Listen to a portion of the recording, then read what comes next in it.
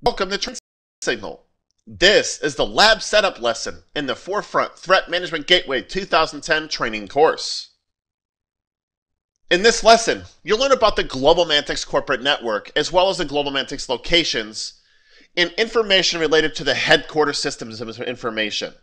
Why, you may be asking, do you want to learn about all of this? Well, it maps to the physical lab configuration that I'll be using throughout this course. And this is where you're going to discover how to build your own lab in your own environment so that you can more easily follow along with this course if you like. And I'll also give you a general overview of my lab as part of this lesson as well.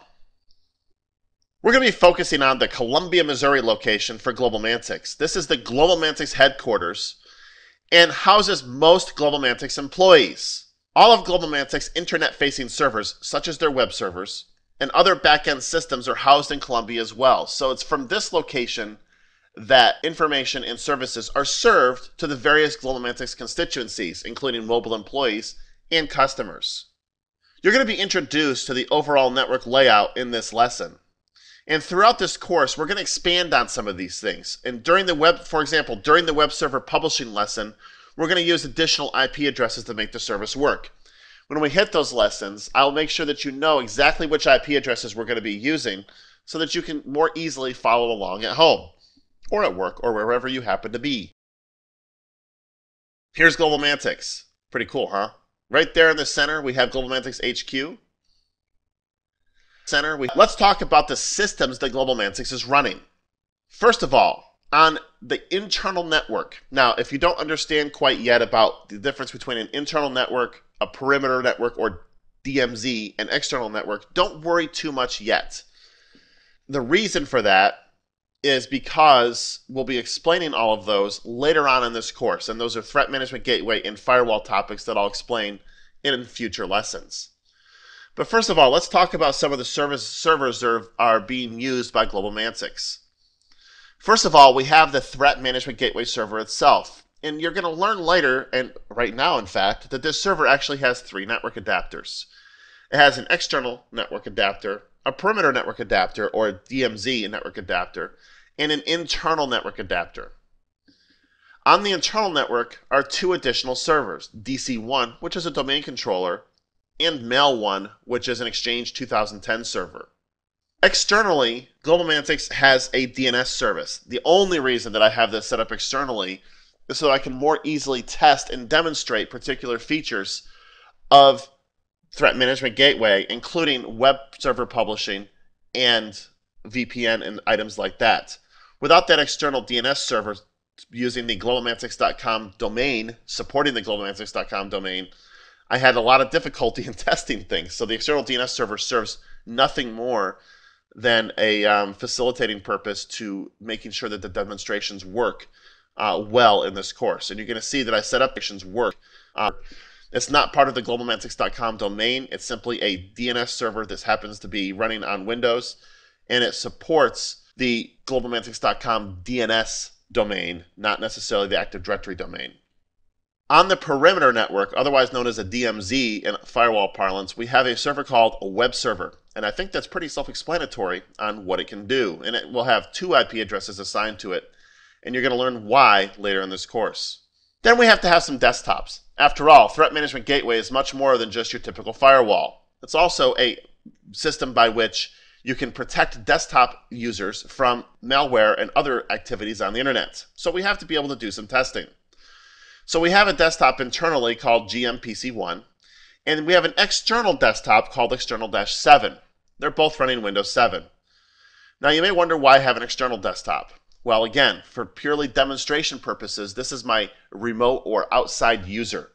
So in order to be able to show you how certain things work, for example, web publishing from the internet, I needed to have an internet-based system. So this sits out in my external network and is a system called External-7. Here's a look at my physical lab configuration. I'm actually running everything on a Hyper-V server running on a Dell PowerEdge 2950 with 32 gigs of RAM and about 750 gigs of disk space. There's 1 physical network adapter in the system that I'm using. So this is a Hyper-V server with 1 physical network adapter that's connected to my home lab network. Inside Hyper-V, I've created additional networks. The external network is just your typical, by default created Hyper-V network that connects everything that you create in Hyper-V to the internet or to the local network.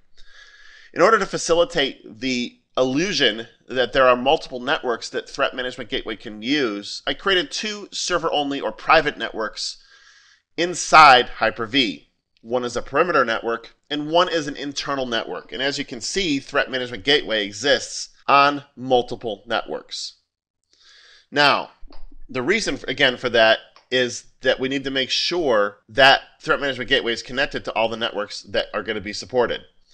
In this case, we have Threat Management Gateway supporting the web server on the perimeter network, and on the internal network, we've got these servers or these systems that I mentioned before. And again, the networks that you see here are nothing more than Hyper-V creations. I created virtual networks inside Hyper-V and was able to make it appear as if to Threat Management Gateway there were 3 distinct separate networks. And that way we can test all of the features of Threat Management Gateway exactly as it would be in a production environment. And again, all of the various servers used in this course run in a single virtual host. And it's a Windows Server 2008 R2 data center machine running Hyper-V R2. It's got dual quad-core Xeon processors and just under a terabyte of disk space. Now, for your own environment, if you don't have an 8-core machine, I was lucky to be able to procure this with tons of RAM, that's okay. If you're just testing, don't worry too much about if you don't have tons of RAM or, massive numbers of processors. You don't really need to worry about meeting the minimum hardware requirements from a RAM or processing perspective when you're running in a lab. So don't worry too much about it if you only have a machine with, say, 8 gigs of RAM and you want to give them each 768 megabytes of RAM so you can fit them all on the host. Whatever works for you is great. And if you don't have Hyper-V or don't want to worry about the download, you can use something like VMware Workstation, Microsoft Virtual PC, or even Oracle's VirtualBox if you prefer. All virtual machines are running either Windows Server 2008 R2 or Windows 7, depending on what the role of the machine is. And each in my lab has 1 gig of RAM assigned, and I'm using the 180-day trial software that's available for download from the link you see on your screen.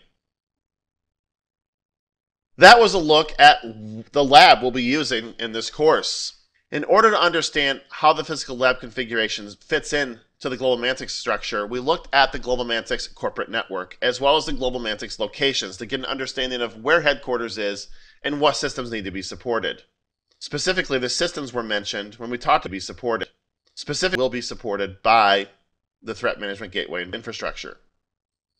You then got to look at the physical lab configuration and an overview of the lab systems that we'll be using and the software in this course. Thank you for listening, and I look forward to seeing you in the next lesson.